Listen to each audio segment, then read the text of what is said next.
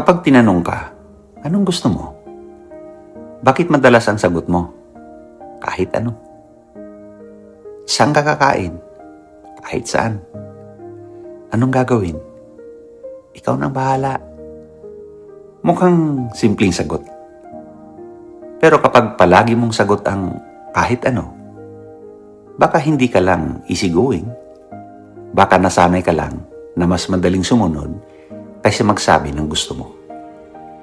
Kapag nagsabi ka, may pwedeng kumontra. May kailangang mag-adjust. May pagkakataong hindi ka masunod.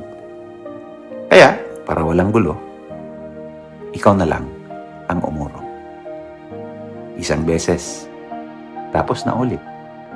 Hanggang sa kahit ano ay hindi na pakikisama. Naging paraan na ito para hindi mo kailangang sabihin kung ano talaga ang gusto mo. At kalaunan, kahit ikaw, hindi mo na alam ang sagot. Hindi dahil wala kang gusto. Matagal mo lang hindi pinakinggan. Kapag matagal mong hindi ginagamit ang sarili mong boses, hindi ito nawawala. Pero unti-unti mong nalilimutan kung ano ang tunog nito. Kaya magsimula ka ulit sa maliit na tanong. Anong gusto mong kainin? Gusto mo bang sumama? O gusto mo talagang magpahinga? Hindi selfish ang magkaroon ng sagot.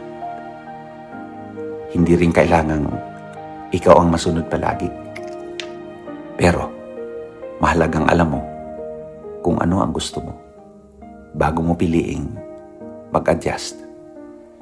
Dahil kapag palagi mong ipinapasa sa iba ang maliliit mong desisyon, baka isang araw, hindi mo na mapapansin na pati direksyon ng buhay mo, iba na ang pumipili.